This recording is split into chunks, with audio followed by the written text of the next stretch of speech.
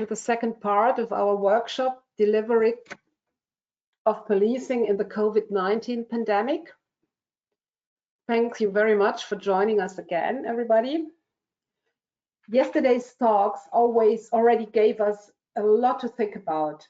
The impact of the pandemic on our societies, on our police forces is tremendous in many ways. We learned about a great number of losses within the police, while the police officers delivered their service to the public. We also learned about the different policies of dealing with the pandemic in different countries. And we learned about the risks that some measures taken by governments while putting restrictions on the citizens' freedom.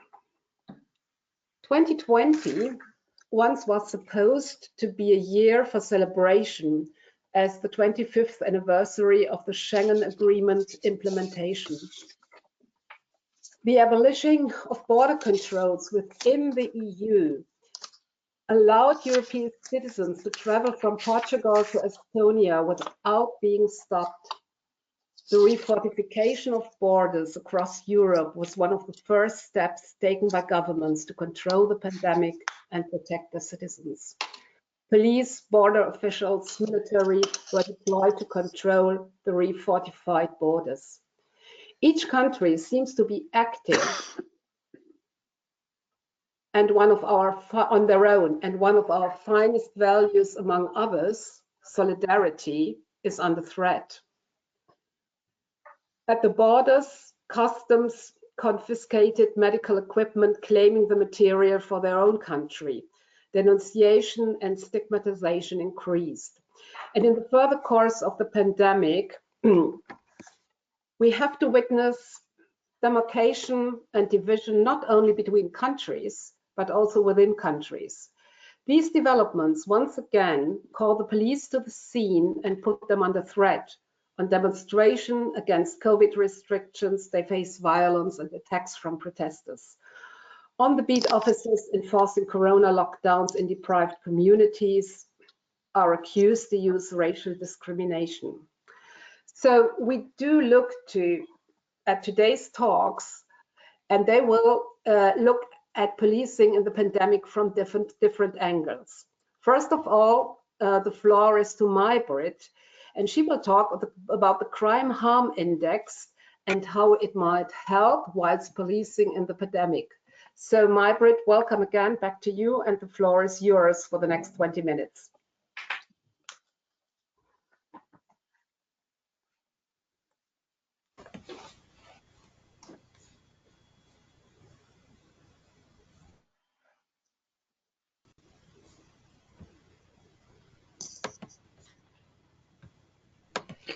Good morning, everyone. We are just planning to put up the starting screen over here. So now we went too far in it. Sorry.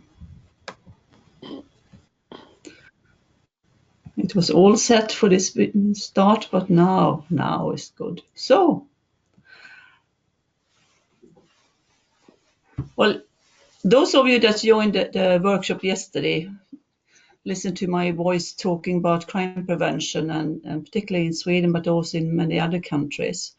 We talked about the legitimacy of police officers and how you could have the possibility to find ways to make the public more positive to the policing situation when crime patterns is changing, and we also need to understand that we are set to do things that are decided by the government that was not a policing task from the very beginning. This part of the workshop will look at what a crime harm is.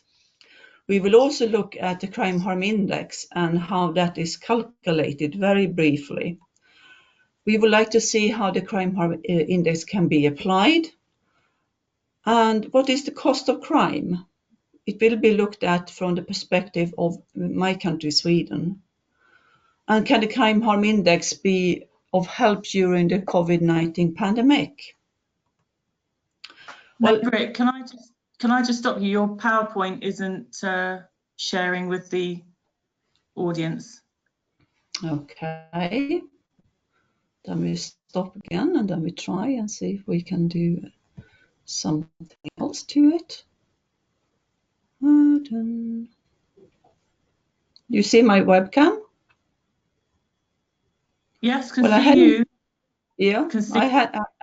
I had an invitation and I went to go training because that was the only way to share it onto my screen. Because when I got to the first one, I need to move over. Now we will do again. Share screen. Can you see my screen now? You can just see Sorry, you. we can see your screen, but we cannot see the PowerPoint. So you may want to click in the PowerPoint app. Yeah. And then The and then PowerPoint just is up share. now. Yeah, the PowerPoint is up now. And I just Okay. opened up the first picture. Okay. Yeah. I'm sorry for this. It's some technical little thing that obviously is not working. Yeah. Sorry, May-Britt. Do you think maybe you can change to the desktop mode, and that little top butterfly that you go, you know, the purple one, just click in there so it will automatically change to the desktop mode?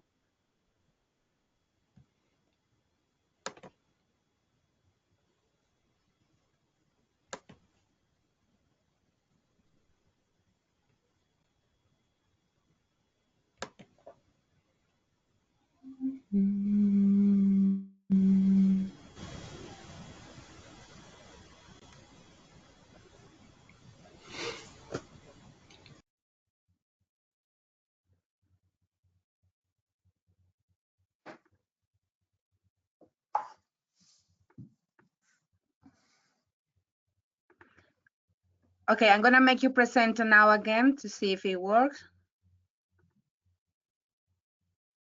There you go. Yeah. It is. Yeah, that's it.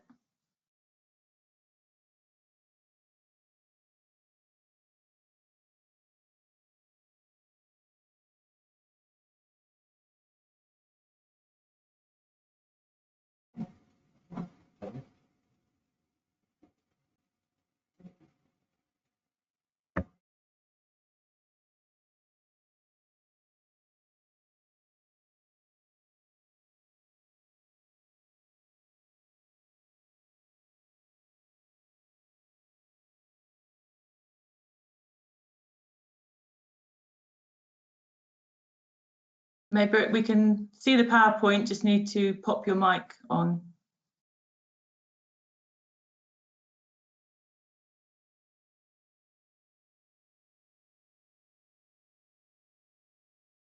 No,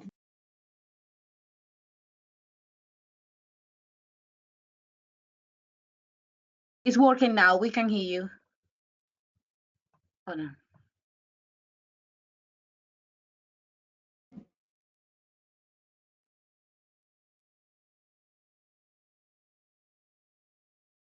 well, I got a green sign, so it should be that you can hear me now. Please just confirm. Yeah, Yes, perfect. we can. Good. Cost of crime from the Swedish perspective, and then we continue. Now I can't move my PowerPoint instead. This is great fun. Okay, what you need to do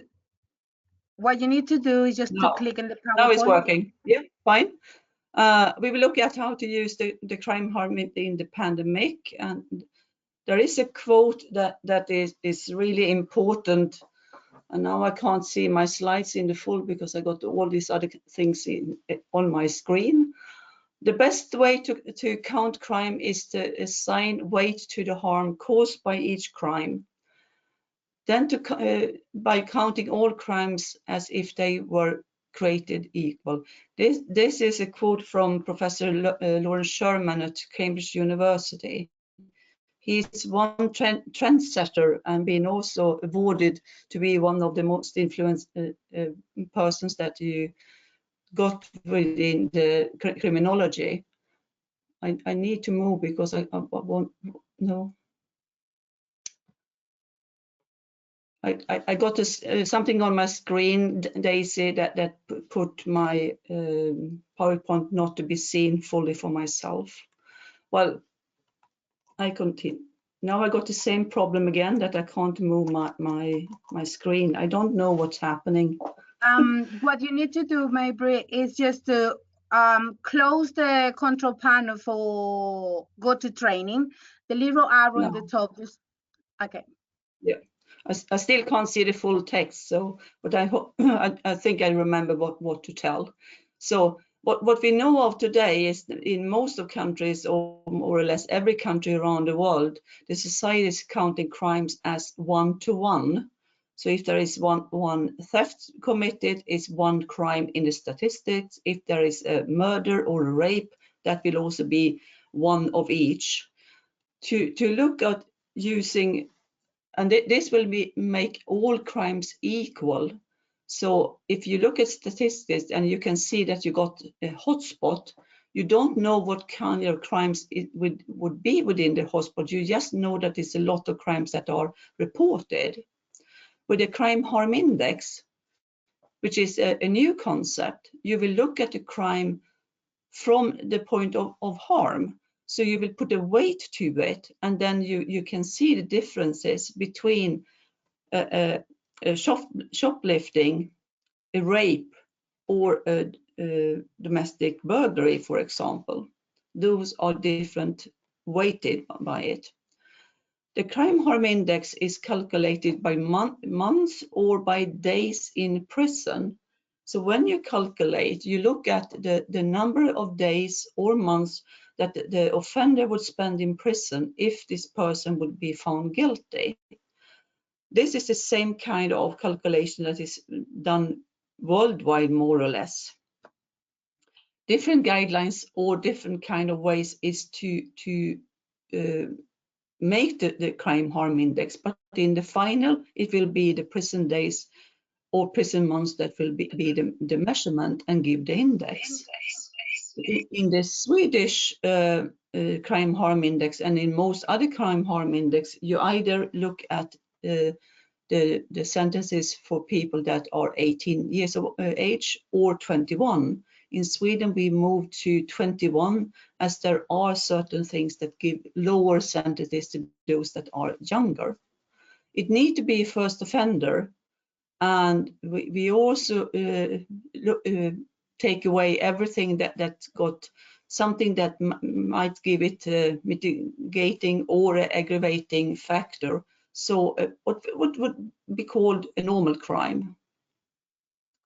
Crime harm index around the world you can find in UK, USA, Canada. These three are the very first ones. Then during my studies in Cambridge, I made one for public offences against people, and that was went to be the first Swedish one in 2015. Followed up by Australia, Denmark, New Zealand, and later on also Japan, a new one in Sweden, Hong Kong, Iceland, and I know that Ireland been looking at it. We are now just started to produce the version number 3 of the Swedish Crime Harm Index. And you got some of the names you will easily be able to Google and find information more deeply around this. In Sweden, we will look at a few cities around the country. We will look at Gothenburg, and I do hope that you can see my arrow that tell Göteborg. That's the Swedish word for it. We will look very shortly. Malmö is a city down in the south. And we will look at Umeå, that is a city up in the north. And Helsingborg is just down over here near to Denmark. And Fyrbodal is an area in Sweden. Oh no, up over here on the west coast to the biggest lake. All these places are using the Swedish Crime Harm Index at this very time. It is not yet implemented in the country. So Gothenburg to begin with, when you calculated the number of crimes and the number of crime harm, you could see that the city of Gothenburg would miss 53% of the hotspots if they only looked at crime harm. So you need to have a very good view about how to calculate. And you could also see if you only looked at hotspot, you would miss 50% of the most severe places when it came to crime harm spots. This will now be a follow-up for the years 2015 to 2020 in a research. So these offenses that we are looking at in this particular graph is only crimes committed against a person in public place where the police can do the policing. It's like beating people outside a restaurant, sexual harassments, rapes, muggings, when you steal from a person their wallet or mobile telephone, or you do something threatening that is not correct against a person out in the street. Those crimes are calculated this way. Then we look at Malmö in the south of the country, and we look at hotspots. And when you look at the map, you can see that in the hotspots there are a few red ones, and the red ones over here and over here is in the center of the city. If you instead put the crime harm onto the crimes, you will see a totally different layout of all the squares. You can see that there is still a lot of crime harm in the center, but the part of the north center is not as harmful as number of reported crimes. However, when you start to police the place, you will see a lot of red dots on other places around the city that you need to take care of, because these are places that will make people more unsafe out in open space. It's the same crimes calculated in. Two students at Malmö University did a follow-up, and they found out that if you only make your focus on the hotspots, you will miss 25% of the crime harm spots. And it's the same figure if you only do crime harm spots, that you will lose 25% of the hotspots. So you need to have hotspot policing on both these kind of locations, and you need to identify where they lap over, because then you will get more effect to your policing.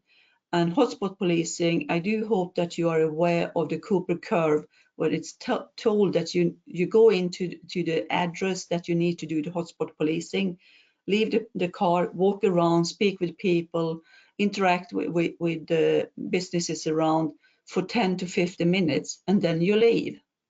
And then you come back after a while, number of hours or whatever it could be, and then you do the same again. And Kurt Welander, he never worked in Malmö. This is just an answer to one of the questions that came. That was the city of Ystad, in even more south of Sweden. You can look at the crime harm in a totally different way. This is a time way of looking.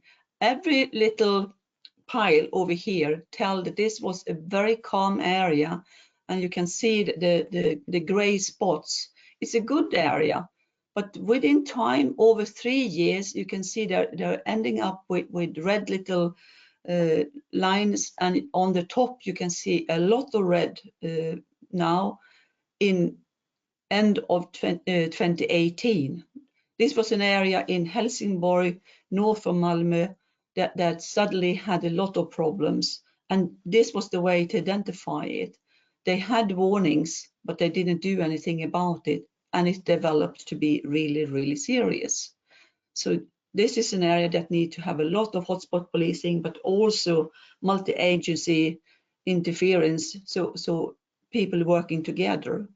You can also look at it this way, because this is when you put on the hotspots idea of to know where exactly the hotspot policing is supposed to be done. And you see the darker red circles, we call them, that are only 6 of them. These are the ones that are very, very seriously affected, and the rest of the more pink ones need to be policed as well with the hotspot policing. In Fyrbodal, the area that I showed you up on the west coast, they had a lot of problems with the domestic violence reported into the police. This year we had a look at it and we said we need to apply the Swedish Crime Harm Index so we know which cases we need to work with to begin with. They had 1,400 cases that had something to do with domestic violence. When they looked closer to them, they found it was 670 that had a weight of crime harm. Then we added on all the crimes that these 670 people had been committing, and we found out that 10 cases had to be taken into the investigation unit very quickly, because we had to stop this offender very, very quickly and protect the victim. We also found out that within the group of these 10, we had those that were less dangerous because it was just one domestic violent crime reported, but they had a lot of other crimes that was not as serious, but still serious enough by the numbers, so they reached the top 10 ones. We had 5 other people that was really dangerous, because when we looked back into the pile, they had committed other crimes that was very seriously weighted by the crime harm index. This is the way to really find the power few in a big pile of reported crimes, and you can clean out those before everyone else that can be standing in the line waiting for the opportunity to be called to the police. This is the way that we're working now in this county, just to try to take care of the most serious crimes while we are in the pandemic. So benefits, well, the benefits are to find the power few and reduce the number of offenders and bring them out. And we also then will protect the victims in an earlier case than we normally did when we took them one by one in the pile that was just one pile. The crime harm index does not replace other crime measurements, but add an additional lens onto how crime can be looked at. So remember that you need to bring in a lot of other measurements into the crime harm index when you calculate it. It's a good measure to identify the power few. And you can also do a vetting of your investigators. Who are the ones that actually got a lot of further training and can do this kind of power few investigations, because they will be very complicated. It will have a financial impact, because if you can stop an offender like a domestic violence earlier, you will also protect the victim from having a lot of time off from work, have a lot of problems to reach the perfect doctor for the wounds and so on.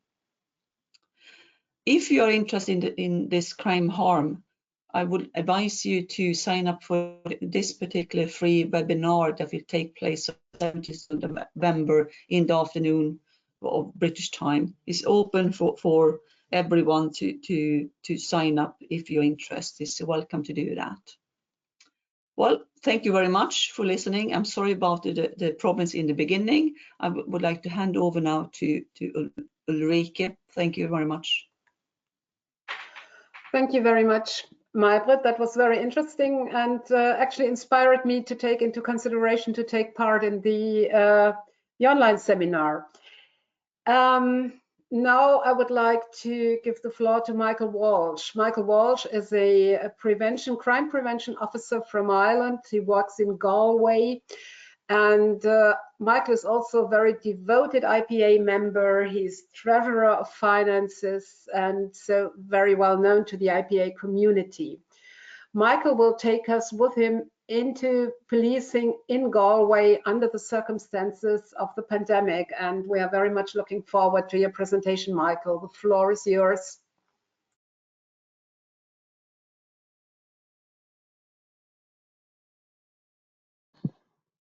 Good morning, Ulrika. Can you share your screen again, please, or share the permissions? That's Daisy who has to do it. Yes, just one Okay. second.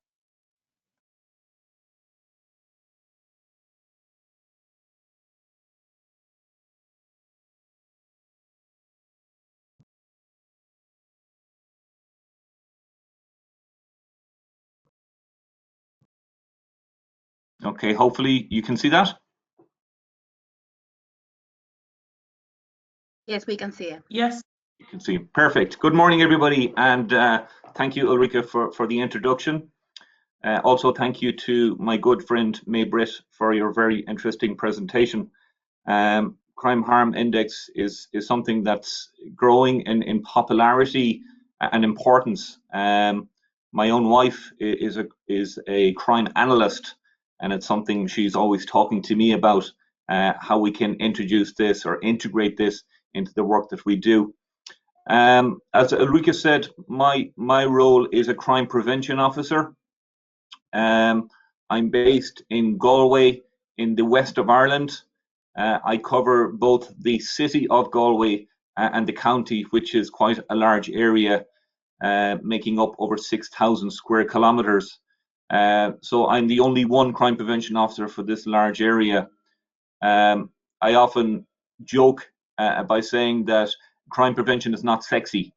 We have, dozens of detectives because there's lots of sexy detective programs on TV, but crime prevention is not sexy, so it's harder to get more people buying into the whole concept of preventing crime. But I think as we go along, and sadly I missed May-Britt's presentation yesterday on crime prevention, but it is something that's important, and we're seeing it more during the pandemic around crisis scams and so on. It's probably the main tool or the best tool we can use to try and protect ourselves or protect the public as we go forward.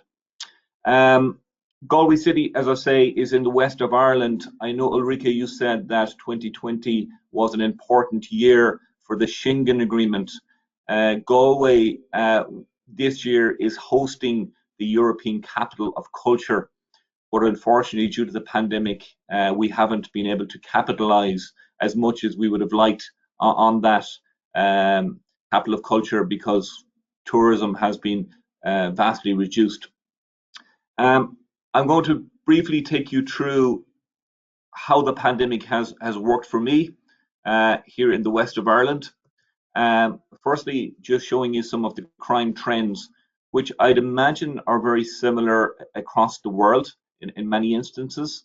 On the left-hand side in green, I'm showing you the crimes that have reduced.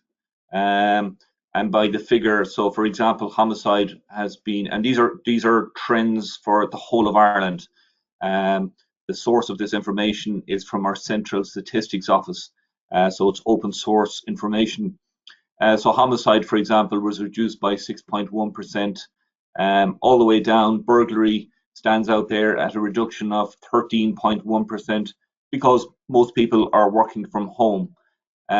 Interestingly, just on burglary, we're finding in our figures that the front door of the house has become the most common entry point for a burglar, and in many instances, the door was unlocked.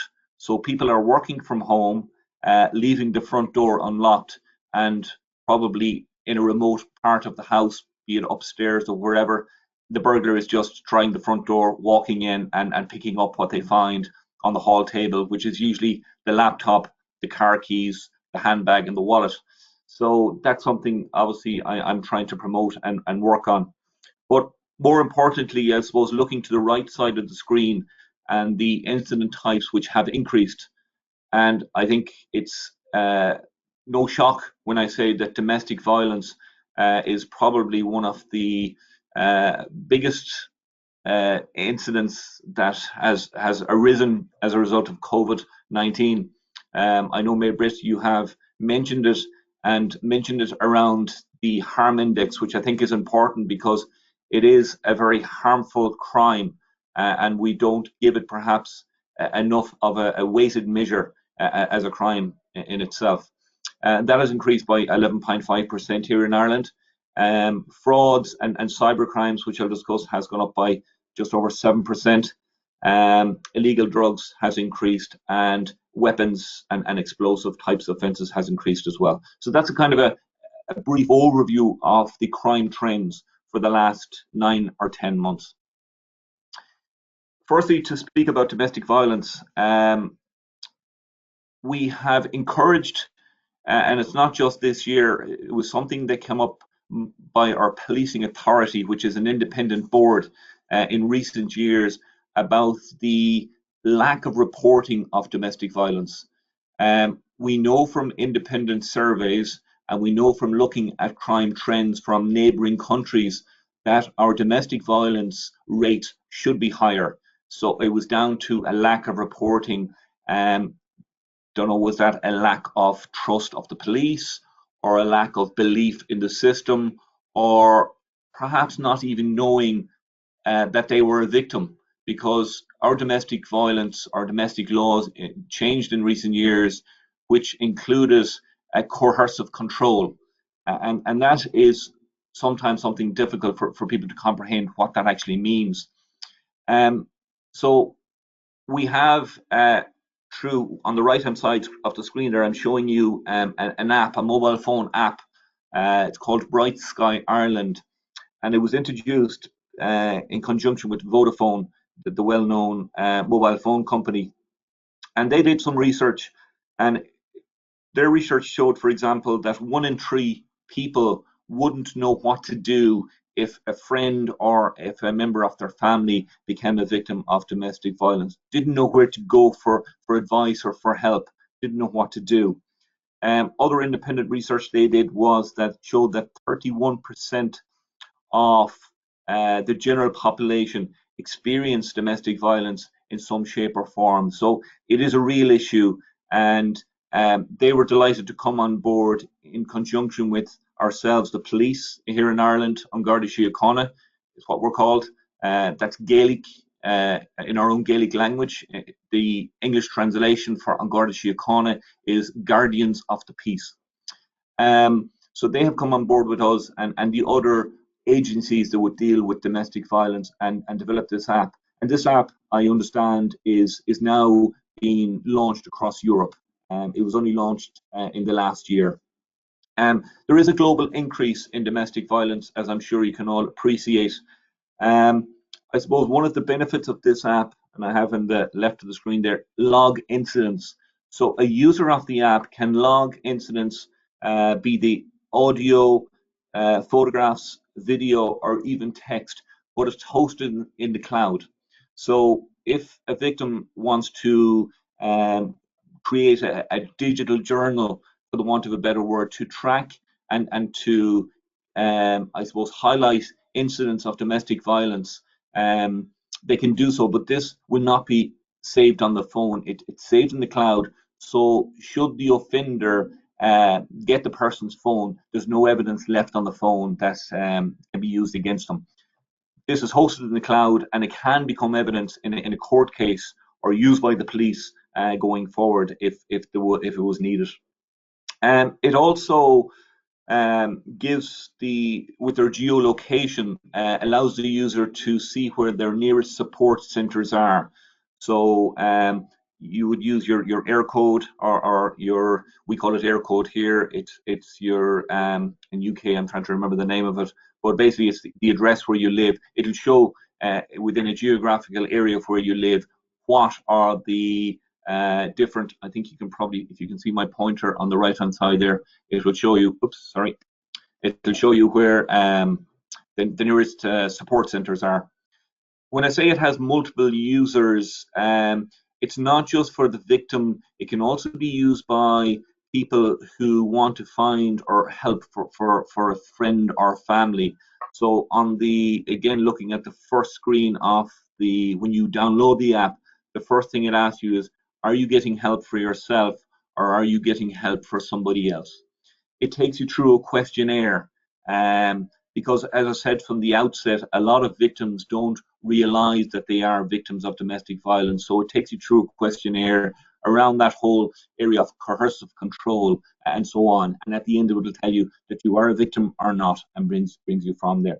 So part of my job, I suppose, over COVID has been promoting this app, and not only promoting it to the members of the public, but also promoting it internally to our police force or our police service. So any incident of domestic violence that they would attend, that they would be able to show this app on their phone to the victim and highlight its benefits. And also we have a victim's office who send out information following any crime type. That information will go out about this app to the victims. So that, very briefly, is an overview of our domestic violence. It has increased, and we're finding that this mobile phone app during COVID is quite useful. Cybercrime has increased exponentially across the world, I'm sure, during COVID.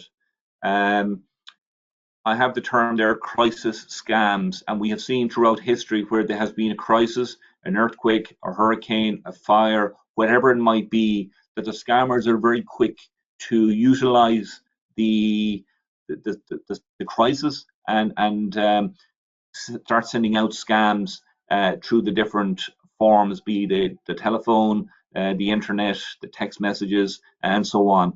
So this has increased as well for us, and I suppose what's important here is having a good media and PR strategy around cybercrime, and in particular looking at the most vulnerable people, because in a lot of cases it's the older people who get targeted or become victims for this type of crime. And I'll talk about innovation in a second, how I'm reaching those people. I just put in the words here, joint policing committee. In our country, in our laws, in our statutes, we have there's a legal obligation on agencies like our councils and so on, other state agencies, to work in unison with the police to, I suppose, try and solve and prevent crime. So every 3 months, for example, we will have a regular joint policing committee, bringing in the key agencies, bringing in the police, and discussing what's happening and how we can solve those problems. So, you know, traditionally, when something goes wrong, it's always thrown to the police. It's your problem to solve. Where now we have those people legally in the room with us, and we can target them or task them with assisting in the different crime types we need. So we're finding that these are important, even from a funding point of view. The Joint Policing Committee or the councils have obviously certain budgets, and I'm using those on a regular basis to try and target individuals. So I'll just go on to innovation, and I'll come back and talk. As I'm talking about innovation, I have a small video here. Reaching the public during the pandemic is difficult. We cannot have the face-to-face meetings. So one example I've come up with, there's a company, a little video here, I'll let it play and you can see it as I'm talking. There's a company who, turn down the volume slightly, company who do drone delivery for food. So I'm using this company to do leaflet deliveries. So as you can see from the video, you can order food, you can order your groceries, you can order your prescription from your pharmacy, and this is based in a drone, and it's delivered to your home within a couple of minutes of ordering. I have contacted this company as a support agency, and I'm using them to deliver leaflets around different aspects of crime prevention during the pandemic. So, for example, the cybercrime fraud. At the moment, they're doing some leaflets for me on burglary prevention. As I said, burglaries increased through the front door, so advising people to keep their doors locked. Going into the winter, we find that burglaries increase. So our tagline is quite simply, lock up and light up. So I think it's an innovative way that we have adopted crime prevention and policing.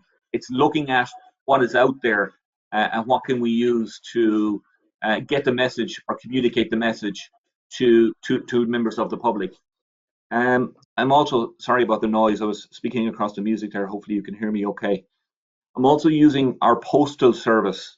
I have joined forces with them, and they have agreed to deliver leaflets for me to, again, the most vulnerable people. So if they're delivering a letter to an old person, we have identified the old people, for example, as potentially a victim for cybercrime. So they have a cybercrime leaflet. So I have a number of different leaflets with them. So they're doing a free delivery for me. We have, for example, a business watch where I'm liaising with all the business community in the city of Galway here. And one thing I'm finding, or we're finding, due to COVID now, everybody is wearing a mask. And a lot of young people in particular are wearing hoodies, the sweaters, the woolly hats above their head. So it's very hard to identify people. And this negates the use of CCTV. Traditionally, we would use CCTV obviously for facial recognition or to be able to identify an offender. With the mask on their face, it's not as easy. So what I have done is I've asked the shops and premises that have CCTV, for example, pointing towards our front door, to put a measuring stick, a height measuring stick, alongside the door. So if a person comes in on the CCTV, straight away you can see how tall that person is. And it's going back to, as I said, my wife earlier, being the crime analyst and analysing the data. If an offence has occurred, we know that the person is, 2 meters tall, 1.98 meter, however tall they are, and we can search our database for people within that height range, and it can narrow down our approach towards finding a suspect for a crime. So I think innovation is important. May-Britt, I put a question up to you on the side of the portal there, asking about, we're talking about the cost of crime, and I just have a note here that I talk about the carbon cost of crime. Sometimes when I'm talking to people about, the cost of investigating a crime, sending out the police and investigations, people don't listen to me because they don't care. It's not, the money is not coming from their pockets. But when I ask them, what is the carbon cost of that burglary? Then they kind of listen and they ask for an explanation. What do I mean? And I say, well, if a burglary happens in your house because you have left your front door open, the police response units have to drive to your house. If the burglar did damage to your house, break a lock, break a window, you will have to get the people out to fix that. You will have to get the insurance people to drive out to your house. I sometimes, as a crime prevention officer, come to your house. So a lot of people are driving to come to your house as a result of that crime, not to mention all the other journeys that the police have to take to investigate a particular crime. So when I talk about the carbon footprint or the carbon cost of investigating crime, I find it's an interesting way of getting people listening to you. Just a little aside there. Moving on, as I said, weapons and assaults seems to have increased.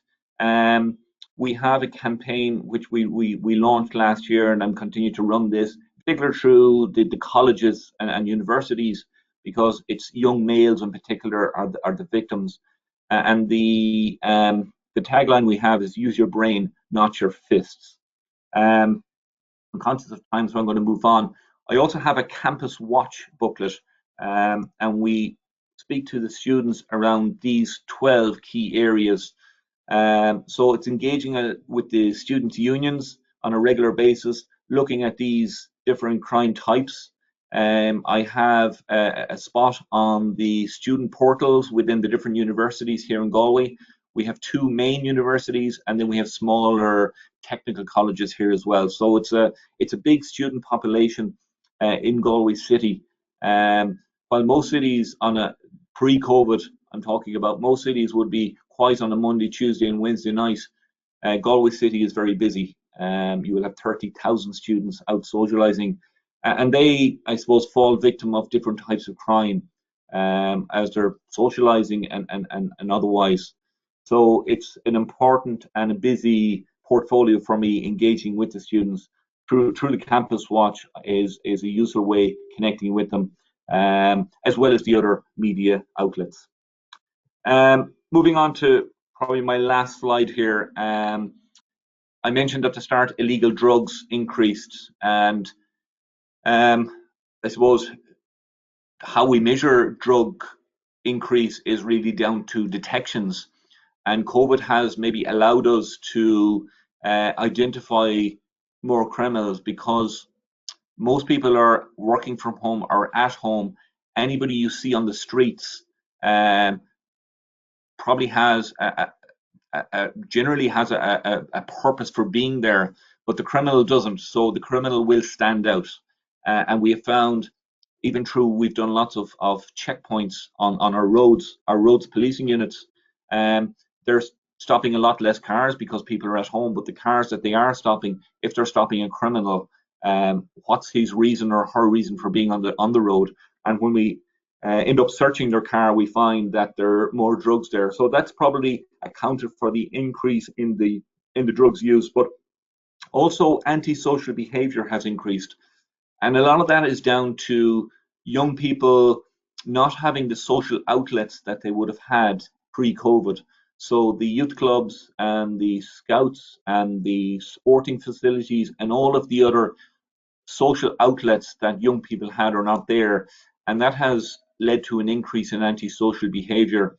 So I'm working, as I said, very much with the Joint Policing Committee on an antisocial strategy for our city.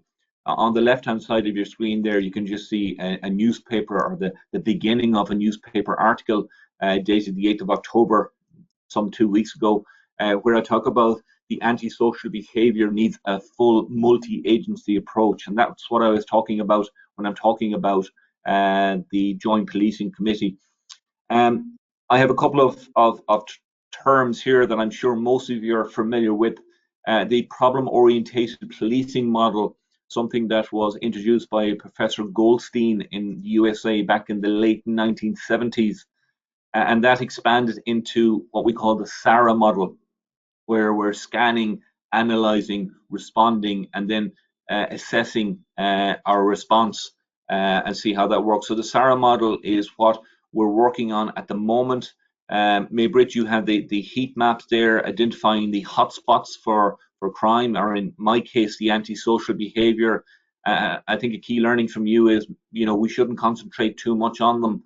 That the crime index is important as well, but we are using that Sarre model, which is good, out on the ground, doing what we call EVAs, environmental visual audits. So I'm taking the agencies with me out onto the ground, because we cannot presume we know what's wrong in a particular area. The example I sometimes give is,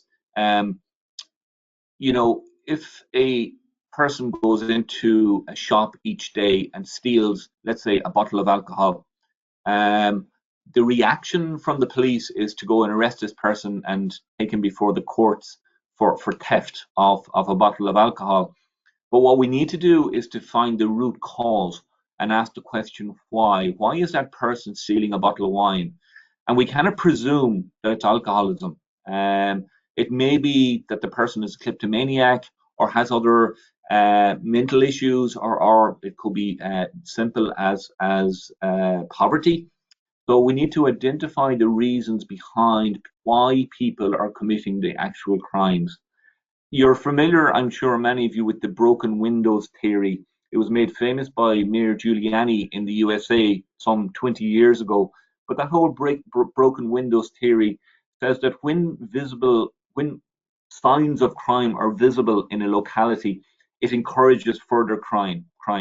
So when you see the graffiti or you see the littering, that in turn, I suppose, it makes it okay for further crime to happen.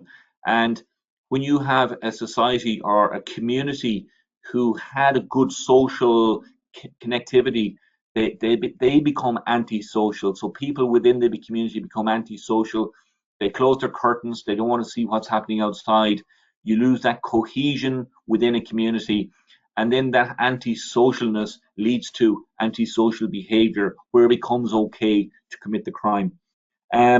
Again, many of you are familiar with the routine activity theory, and I know, May-Britt, you also had a version of the problem analysis triangle in one of your slides when you were talking about domestic violence. And that talks about the three elements, I suppose, that converge when a crime happens. So for a crime to happen, you need a motivated offender, you need a suitable target, and you need the absence of a capable guardian. So crime prevention is very much based around this triangle. And can we take one side of the triangle out? Because if you can take away one of those three elements, the crime will not happen. That I think I'm pretty much on my 20-minute time now, so I'm not going to delay. Happy to take any questions either now or later, but thank you for your time. My contact details are there. So enjoy the rest of the webinar. Delighted to be here. Thank you. Thank you very much, Michael. You've been very inventive, very creative, and I think looking at the comments in the chat, some people are really inspired by your work, and a lot of questions have come up, which we will ask you later on. So we're going to have a 5 minutes break now, and then switch over to New Zealand. Thanks again, Michael. See you. Thank you. Thank you.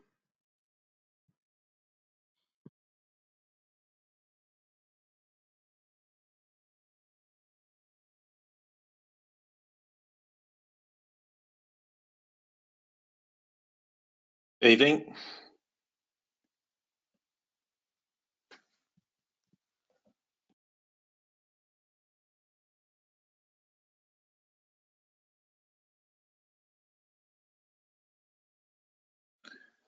Can you hear me, Richard? Yep, I can, mate. I was just on mute there, so just unmuted myself. That's all right. You can see me all right as well? Yeah, how's your day been? Good? Yeah, not too bad, mate. Happy Richard, days. just so you know, your cameras and your mics are on, and there's just a 5-minute break. Yeah, no, that's all good. We're just making sure we're working here. Simon's just going to load it up, so I can assure you our conversation in between won't be interesting. Do you want to invite me to share my screen so I can get the presentation up while everyone's on a break? Yes, I'm going to do that now then. Just we can try Great. that. Hopefully it's in the right place.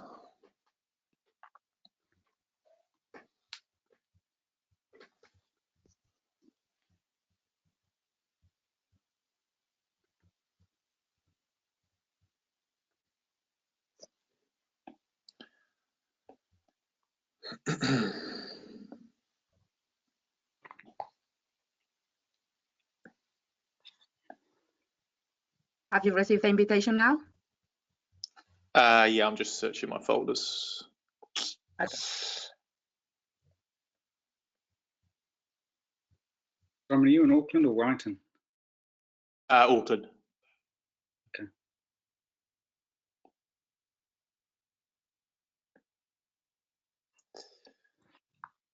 Here we go. Oh, that's the right folder.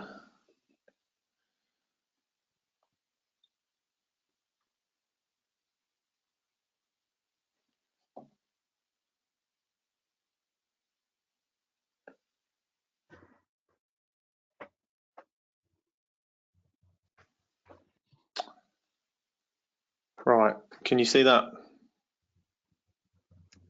No. Tap to share your screen. There we go. Should be able to see that now. Yes. Okay, let's just make sure that this works. Yep. Looks like it. Yep, fantastic. There we go. We can just leave it like this and then just stop sharing your screen so you are ready to go when you Rick are done with the introduction then. So do you want me to push pause? Yes, just stop sharing the screen, and then when it's your turn, just start sharing it then. Yep. Okay.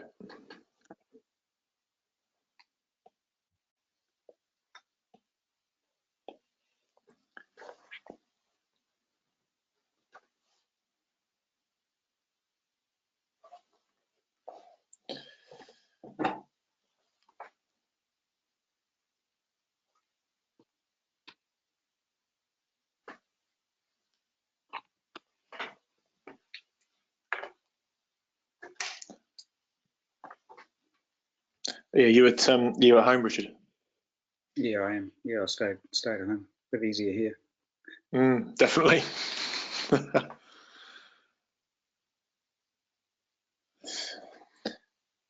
Yeah, just listening to the previous presentations, I've just added a couple of slides about. I spent half the day up at Waitemata today, just on the hotspots reset.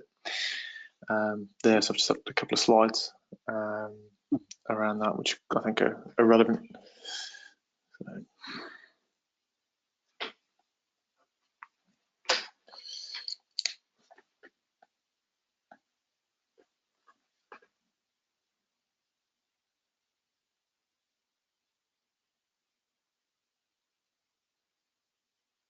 I'm not sure how many people are online, possibly 26 or so. It looks like 31. Mm-hmm.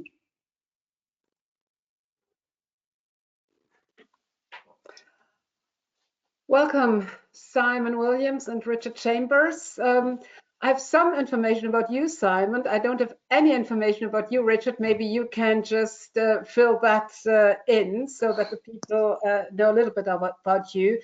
I know, Simon, that you hold a master degree in applied criminology and police management from the University of Cambridge. You began your police career in the West Midland Police in 2002, and you transferred to Western Australian Police in 2016. And then you transferred to New Zealand Police in 2019 as a manager within the evidence-based policing center. You do lead a multidisciplinary team of researchers to test police practice in an applied context. And you're the managing editor of the Journal of the Australian and New Zealand Evidence-Based Police Society. That's what I know about you.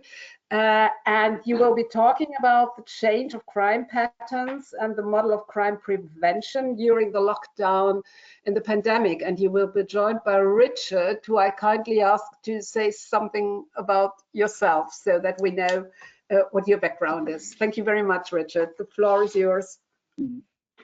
Thank you very much, and kia ora from New Zealand. I'm dialing in from Wellington, our capital, and my colleague Simon is up in Auckland. I'm an assistant commissioner in New Zealand Police. In our country, we have one police force of about 14,000 staff, and my role as assistant commissioner is being responsible for much of the policing that occurs across our country. I've been in the New Zealand Police for about 25 years. Starting originally in Auckland. Just a wee bit, firstly, thanks very much for the opportunity of Simon and I to share a few thoughts with you. First, I just want to talk a wee bit about the context of our country. We're a country of 5 million people. Our first infection of COVID was back on the 28th of February of this year.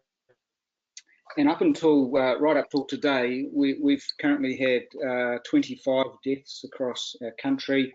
We've had 1,940 odd infections, but today we have 68 infections, but only 4 of those are in the community.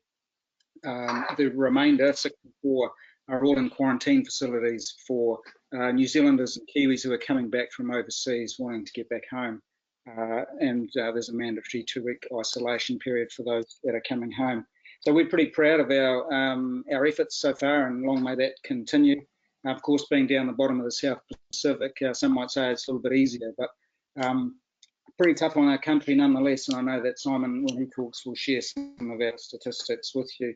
In terms of a population of 5 million people, we've done a little over 1 million tests, so about 1/5 of our entire country has been tested for COVID. So that's where we're currently at. My role was as the Senior Responsible Officer for New Zealand Police, leading the COVID policing response across our country. I'm just going to flick through some slides. Simon will operate it. The first one I just want to show you is in relation to the approach that we took, our policing style. And our executives sat down right at the beginning and said that what do we want to be known for through this experience that our country is going to be facing like around the world. And we used 3 words to describe the style that we wanted to bring to the way we did things, and that was that we remained calm, that we were confident, and that we were compassionate. And it's no different, our experience in this country for the first time. You know, we were dealing with things in the policing environment that none of us ever thought that we would be dealing with. So being calm, confident, and compassionate throughout was really important, and that continues today. And right across our country, we're at what we call alert level 1, and that's the lowest level. We don't have restrictions in place anymore here, other than the simple things of social distancing and good hygiene and what have you. But we're doing pretty well. As I say, long may that continue. Just flick the next one up, Simon. We also agreed that what was our operational delivery going to look like? How were we going to be out there across communities doing our job? And we used these words to describe what we wanted that to look like. We called it the graduated response model, where the first thing that we would do would be to engage with as many people as we could when we're out there across communities doing our job.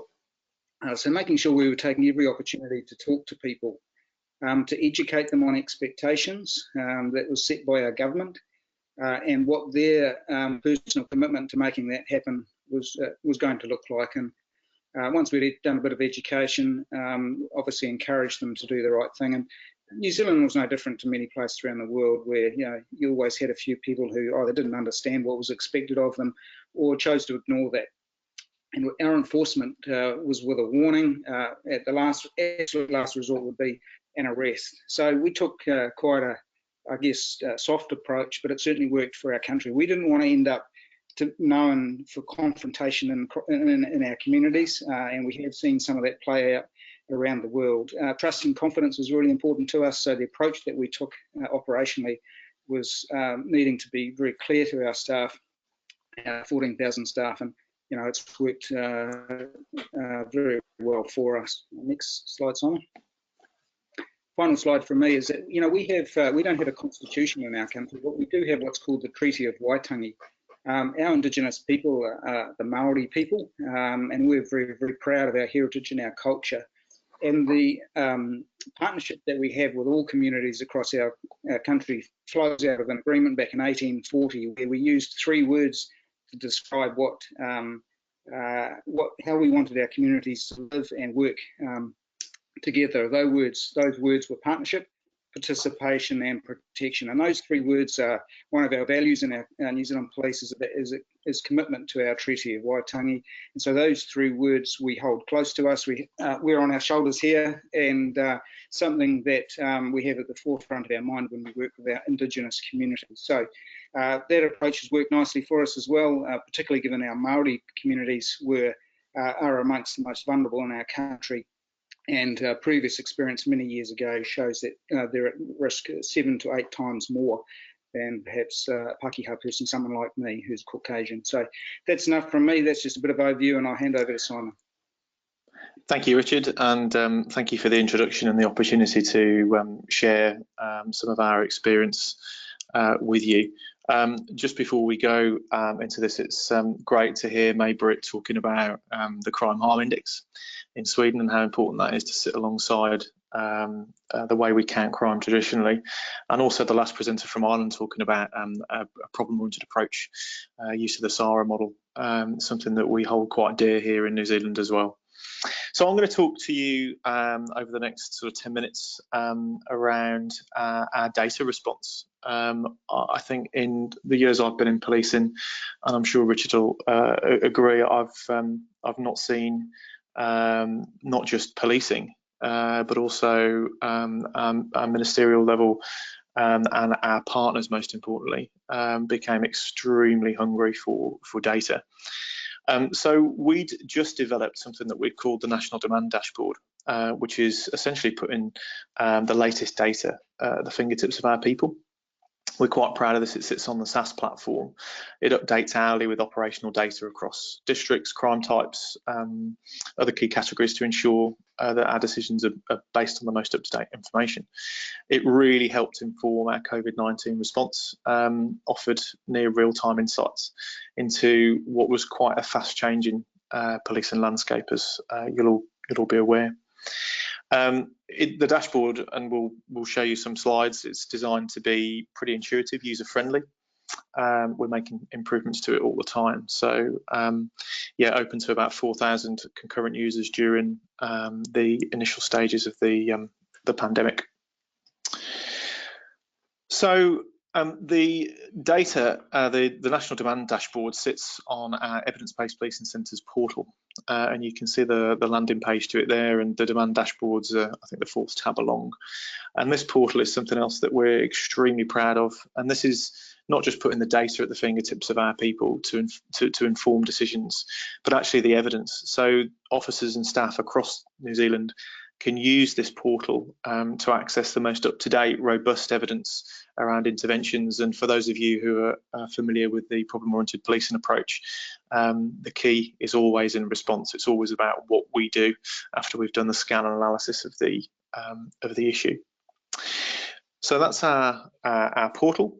The landing page of the National Demand Dashboard is here, and you can see that the infographics kind of summarise the key components. And you can see things are improving when they're green. If it's red, it's not going quite so well, and blue's no change.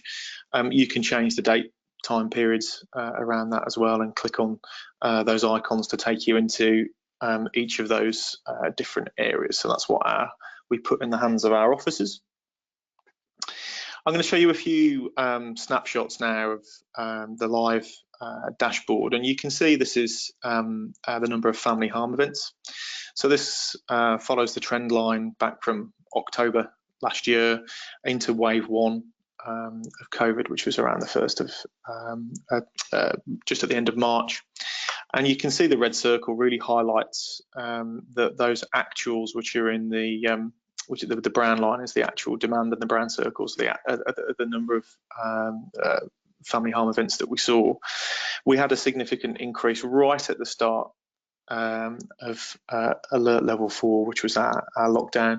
So whilst we had that temporary spike at the start, reported family harm started to decrease during lockdown, and it's since remained at lower levels, and there's a slide further on that demonstrates that. We shared this data with our partners in the family harm space, the joint venture business unit in particular. So that's a government unit that was set up in 2018, really to bring government agencies together to work in new ways to reduce family violence, sexual violence, and violence within families. So that's family harm. Let's move on to the next slide. You can see here the impact that road policing that was on road policing, and I'll talk about this in a bit more detail a couple of slides along.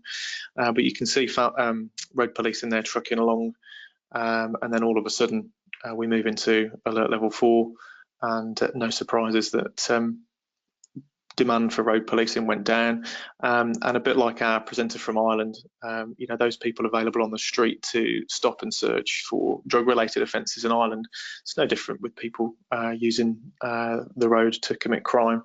The feedback from our officers and staff was that they stuck out like a sore thumb, really, because they were moving around, and our officers had increased the amount of prevention work they were doing.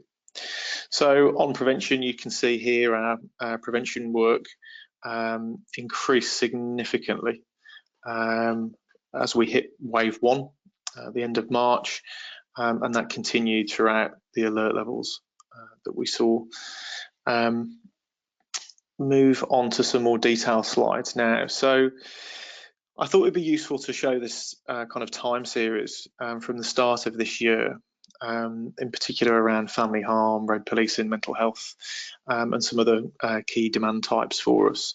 And actually this family harm data set, you can't see it all on here, but it goes back 10 years, and we see a really stable cycle of family harm at varying different levels. But you can see alert level 4 kicks in around about here at the end of March. Sorry, I'm trying to draw on my screen. There we go. That's where we saw this significant increase. It starts to trend down, but as you can see, these blue lines here, this adoption of a dashboard on this particular platform allows us, using the 10-year time series, to quite accurately predict future demand, and that's what you're seeing at the end here, which is extremely useful when it comes to resource allocation and the partnering arrangements that we have across government. Just a couple of things on family harm.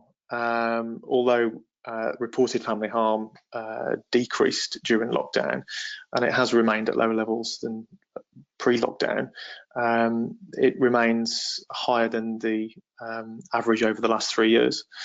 And as Richard said, with the easing of COVID-19 related restrictions, if you couple that with the holiday season that we're about to go into in the Southern Hemisphere, the weather is becoming very, very nice indeed. The associated financial pressures, as well as a pre-COVID environment, that potentially could contribute to an increase in reporting towards the end of the year. So that's something that we're keeping a really, really sharp eye on. Okay, so road policing. So you can see that road policing levels halved as soon as we entered alert level 4, which was the highest level of our lockdown at the end of March. In fact, the traffic volumes reduced nationally by 83%, and vehicle kilometres travelled dropped by around 80%. What we did see actually during this time, shock horror, less traffic on the road, less congestion. We did see increases in high excess speed and some other risky behaviours as well. We did see a small increase in the number of vehicles failing to stop and fleeing driver incidents, which has since dropped back to pre-COVID levels. So that's road policing. I wonder whether I can take off these. There we go. I'll get rid of those. On to the next slide. Right, so let's have a look at theft and burglary. As you can imagine, as soon as we went into alert level 4, you can see that there was a significant reduction. As the chap from Ireland was saying, I'm sorry, I can't remember your name, more people at home acting as capable guardians. He eloquently described routine activities theory far better than I could, but just meant that burglars could not act as inconspicuously and case residents because more people were at home. After we moved back into alert level 1, you can see that dishonesty victimisations began to gradually increase again, but they've still remained lower than pre-lockdown levels. What about violent crime? Well, violent crime was a similar-ish story. We saw a significant decrease for calls for service for minor and serious assaults while COVID-19 restrictions were in place. But on the whole, acts intended to cause injury and violent crime remain low compared to the last 3 years. I'm going to talk about mental health related events now, and you can kind of see this time series from the start of the year looks relatively stable, but the level of mental health demand and suicide threats, which is on the next slide, or attempts for 2020, so the year to date, are actually higher in New Zealand than the average over the last 3 years. And when you look at the impact of COVID on individual and community mental health, I think we can probably all agree that it might not be visible immediately, and it might present elevated levels of demand for years to come. I think this is all still playing out at the moment. So something that was quite interesting was, and what you can see here is the number of people suffering from mental health requiring police response for threatened or attempted suicide between the 1st of January and the 23rd of October this year. And this is where the police have attended. We shared this data with our partners along the journey, and you can see what was quite interesting. And this was also played out. This also played out in the health stats from local hospital presentations. Is that there were a couple of age groups of females who were at more risk around this type of demand around mental health and attempted or threatened suicide. Teens to their early 20s and females around 50 years old, significantly higher than their male counterparts to need a police response. So I'm going to talk a little bit now about our compliance reporting. So that thirst for information, that thirst for data right across the sector was something that the evidence-based policing centres data and performance teams played a really key role in. So we were producing daily reports around notified cases, calls for service, prevention activities, and in particular breaches that resulted in police action.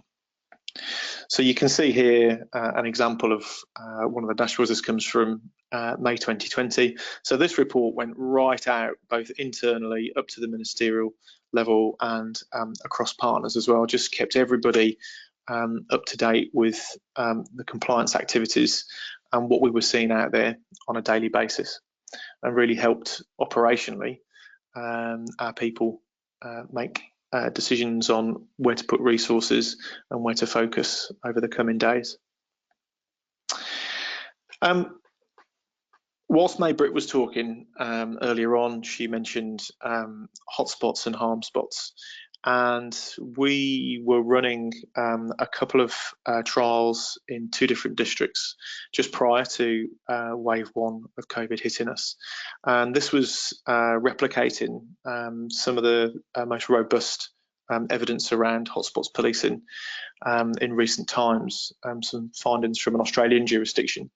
May-Britt talked about the COPA curve, and we were retesting that here in our context in New Zealand. Crime concentrates here in a very similar way in our big cities and towns as it does other parts of the world, where around 5% of places account for around 50% of the volume, and the harm is slightly more concentrated up around about the 60% mark. But what we found, what you can see on this slide, is one particular district, Waitemata, which isn't a million miles away from where I'm sitting now. I was there earlier on this afternoon. You can see the number of occurrences every month in the hotspots leading up until alert level 4. Now, you can see they drop off, but they don't drop off completely, because some of these hotspots were places where our communities were going to purchase food and other essential supplies, so shopping centres, etc. But look what happens when we get to alert level 1. Sorry, I don't know how to take off the older, let's get the pen out. There we go. Hang on. No, the pen's not working. I'll skip that. But you can see alert level 1, the number of occurrences start to go back up to pre-COVID levels. So what this, I think, is really interesting, tells us is that hotspots have been hotspots for a number of years, but even when they're interrupted by a global pandemic that essentially locks down a community for weeks, months on end, what happens when those restrictions are lifted is that the behaviour at those places, at those hotspots that have been, had their own criminal careers, I suppose, over a number of years, actually they are still hot and they are still harmful. The hotspots that we've identified here are a mixture of harm and the volume. May-Britt was talking about that earlier on, so we've captured some of the most harmful places, but also some of the most problematic in terms of calls for service. Now, May-Britt also mentioned something called the COPA curve, which has been retested in other jurisdictions, and we're testing it here really robustly for the first time. And this is this idea that cops spending about 15 minutes in some small, discrete places can have a really big impact on not just the initial deterrent that prevents would-be offenders committing offences, but also can have a longer lasting effect over a period of days on end. Now, sadly, this randomised control trial we were running in Monar was disrupted completely because of the resource shift. So whilst we haven't got kind of a counterfactual for this, what I found really interesting is we were asking our officers to go and conduct essentially COPA patrols, so 15-minute patrols.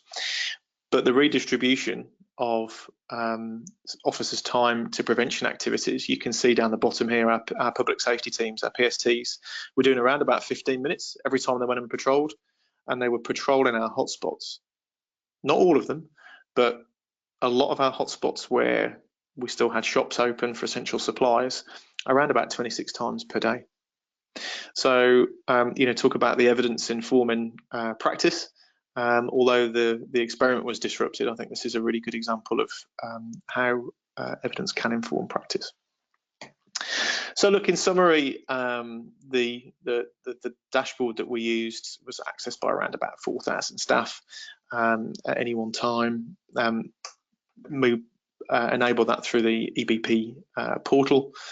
We've talked to quite a lot of jurisdictions about this dashboard and the portal as well, and how they could be replicated in their own jurisdictions. There seems to be a lot of appetite across Australasia in particular. So we're working with Australian forces to see how we can share that at the moment.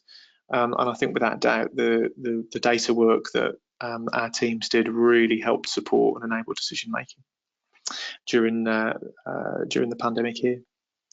So I think we've taken up pretty much all of our time. Any questions?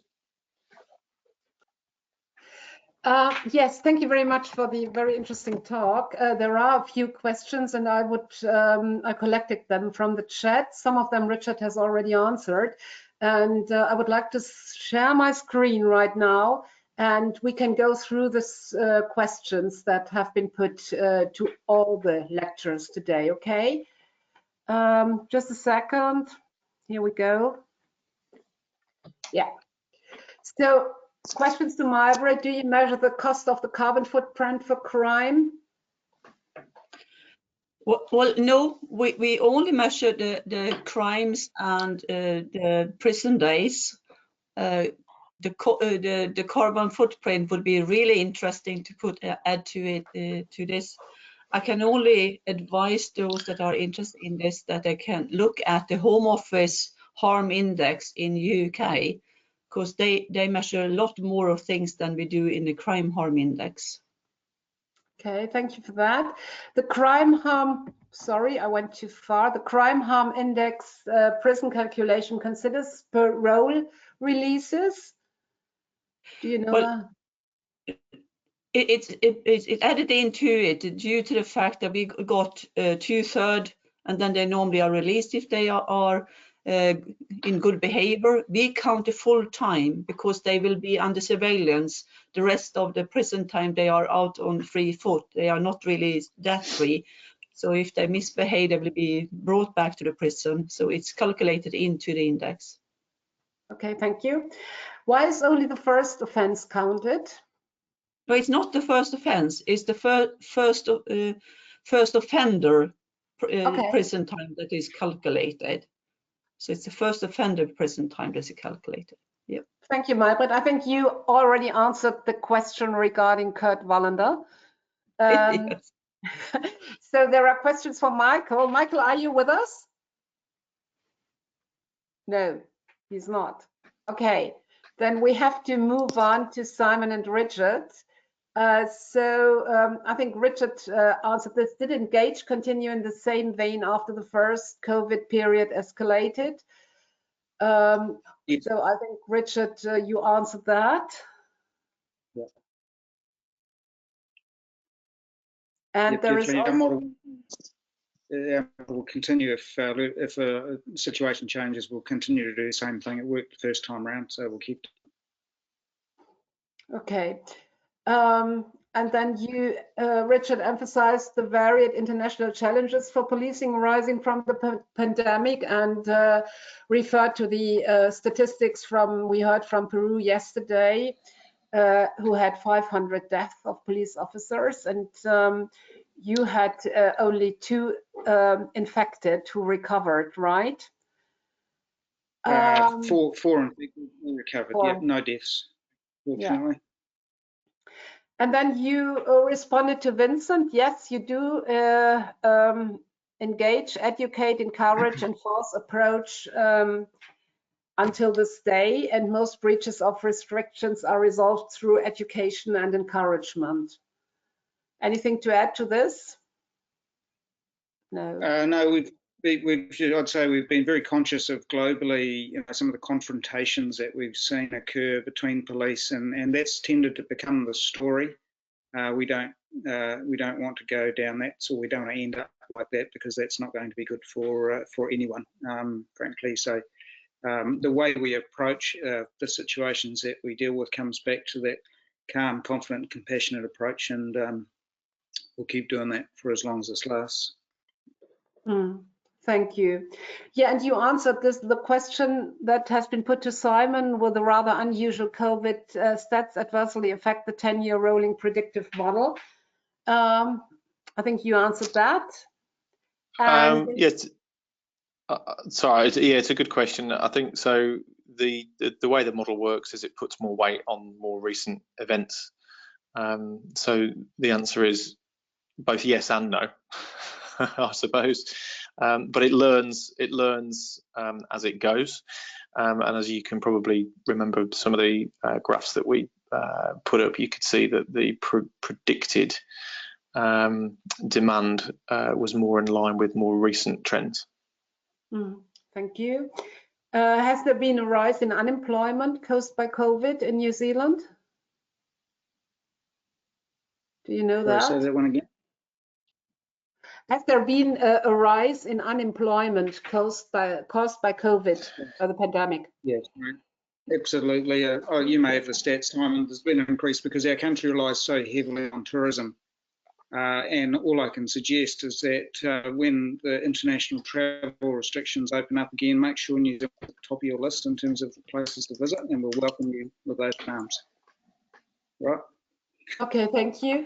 And there is another question from Ian. He wants to know whether you are seeing demonstrations from those opposing our conspiracy theorists.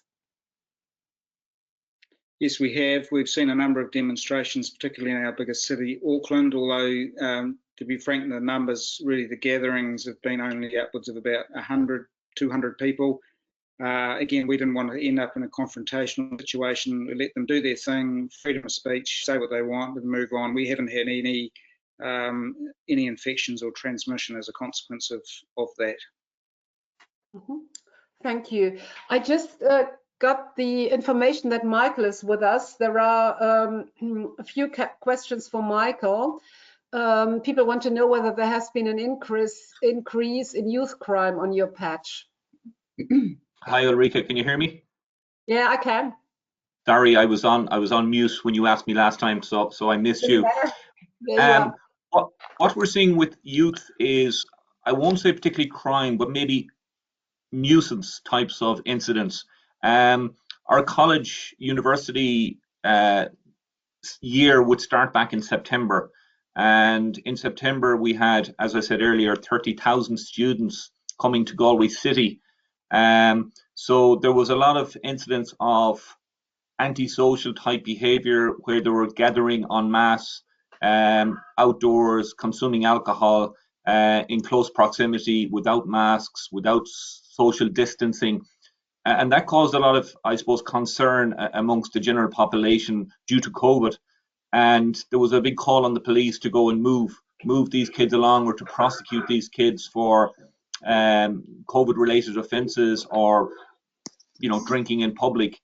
But I like our Kiwi friends approach that, you know, we adopted with a calm, confident, confident and a compassionate approach, because you have to put yourself in the mindset of these children.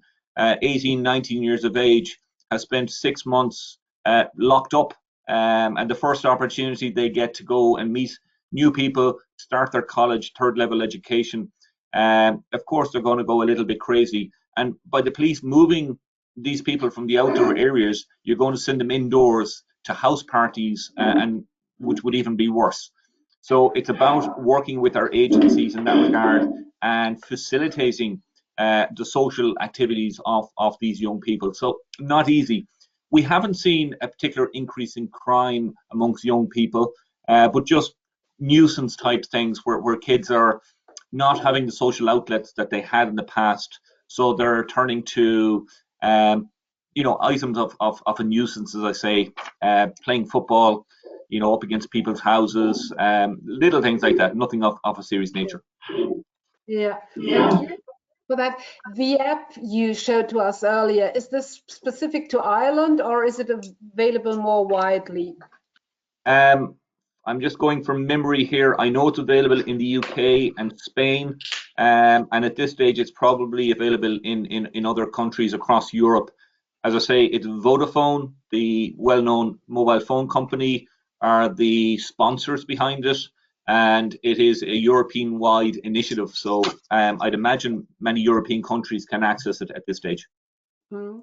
So do you see a danger that a controlling partner finds the app on the victim's phone? Probably yes. Of course, Yeah. that danger. It's an app. Now, obviously, with any app, you can hide the app on your phone or put it into a secure folder, which is an option. But again, depending on how controlling the partner is. But the data that you store on the app is what's stored in the cloud. So for somebody to pick it up and just look at it, it's just an information app. Yeah.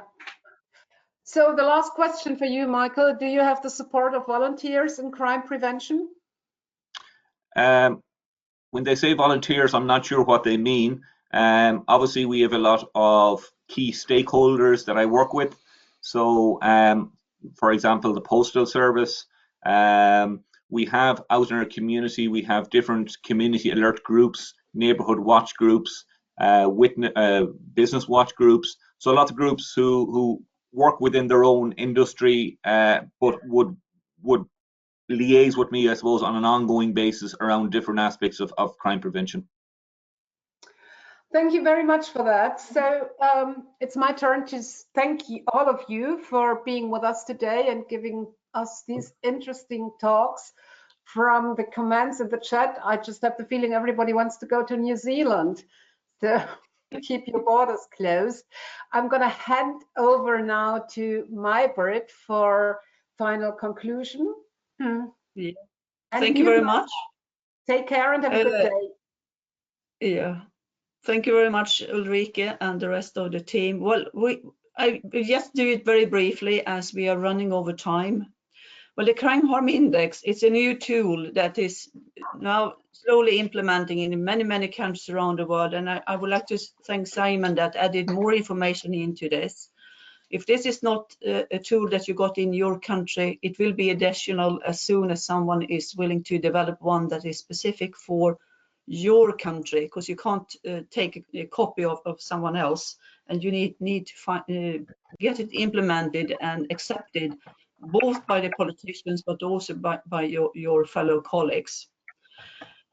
Domestic violence, we heard already yesterday, and when Michael started to speak about this, I thought, oh yeah, this is what we are facing, an increase in domestic violence. The new technology that we also saw in his presentation with the app, with the drones and with all the possibilities to put information onto social media or to television, and also using everyone that can give crime prevention information. I just congratulate Michael and the Garda police that they are really developing something that is possible for us to be copycats. Coming to New Zealand, well, we all would like to go to New Zealand. I was supposed to be there right now, but due to the pandemic, we can't. And I'm attract to the 3 C's, the 3 E's, and the 3 P's. And to think about that, you got this kind of demand dashboard where you can look at the progress in things, how it's decrease or increase, or it still keeps basically the same before the lockdown or after, when you start to open up again. Interesting was, of course, that the road policing events went to go down with 50%. Of course, people had to be at home. But at the same time, when we looked at the crime harm index, we could see that when we locked down the country, the hotspots went to be colder. But as soon as the historical behavior came back in action, they came back as well and needed to be treated. And now we can treat it both with the crime harm index and hotspot calculation. For those that have been participating in this 2 workshops, there is a research question that is supposed to be answered in the paper that we want you to send in. The legitimacy of the police due to the changes of crime pattern, delivery of policing and crime prevention during the COVID-19 pandemic in country of your own. So this is the research question, and you will also get a document that tell the 3 questions that you can answer, so it will be easier for you to bring everything together. I'm very pleased that you listened to us. I would like to hand over to the organizer. Have a nice day. Thank you. And remember, it's the Teddy Bear Day today, the international one. Brilliant, thank you, May-Britt. I'm just looking around for my teddy bear. I have a Chinese police teddy bear, but he's sat at the other end of the room. And I would just like to finish off by saying, that's the Metropolitan Police, brilliant. Like to say a very big thank you to the speakers for the last 2 days who've given us a very detailed look at what's happening in different parts of the world, which really helps to shape the conversations from the last 3 weeks of workshops. And I really do hope that we can get some papers as a result of this for the conference on the 8th of December. As well as thanking Ulrika and the team who led these 2 days, these last 2 days of the workshops, I need to have another thank you to Karen and Daisy for what they've been doing. And for those of you who are still here, we've still got quite a chunk of people. I wonder if you could just answer 3 very short questions on a poll, which we're going to put up. This will only take about 2 minutes. So Daisy, could you put up the first question? And I'd just like people's quick, immediate thoughts to what do you think officers consider, police officers consider to be the biggest risk they're dealing with? The risk to life, the risk to health, the psychological impacts of having to respond to this, or being overwhelmed by additional workload. And this is not supposed to be scientific, it's just to try and have something that we can use to start the discussions at our conference on. So if you just spend a few seconds on that, and then if we could move on to the next question. I'm not giving you much time to get bored.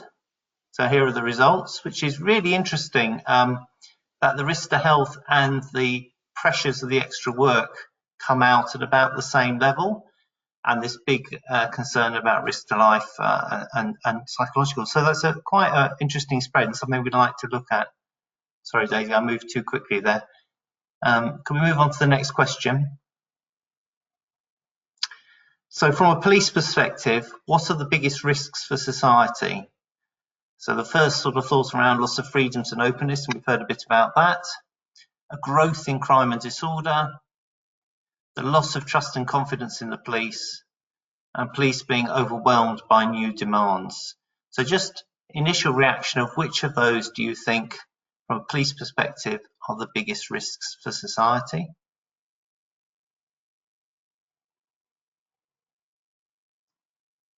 Yeah, thank you, Daisy. If we can have a look at the results of that.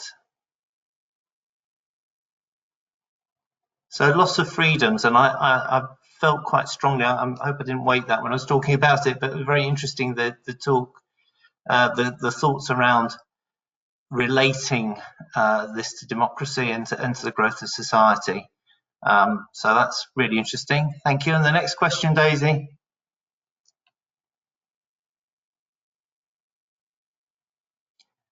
So what do we think the biggest risks for the world are?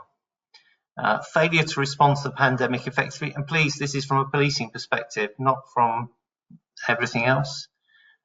Breakdown of political systems, competition between countries for health resources, the growth in harmful practices, or the growth in digital crimes. So from a policing perspective, what are the biggest risks for the world?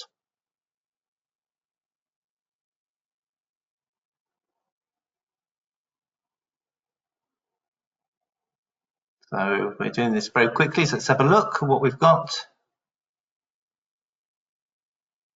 So interesting, the thought about the breakdown in political systems comes out very high on that one, and failure to respond to pandemic effectively. And then Daisy, I think we have one last question.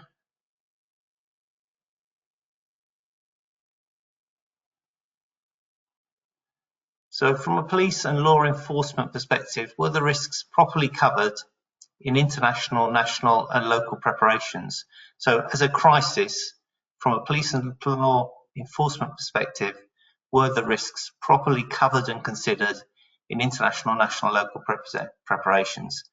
And you've got sort of 5 choices there. I've allowed a not identified rather than a no choice, but from good through to poor, through to bad, sorry.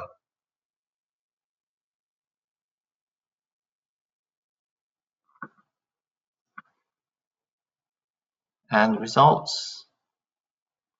So this is quite, I think, quite a telling index, and one I think at the conference I'd like to come back to is just how well were we prepared for this crisis. I've looked at many of the plans from the World Health Organization and our national plans in the UK, and many of the things that happened were never really considered in them. So I'd like to look at that in detail when we come to the conference. So just to finish completely, thank you again to everyone for the last 2 days and to everyone who's participated in the last few weeks. And we look forward to seeing you all at the conference. Thank you.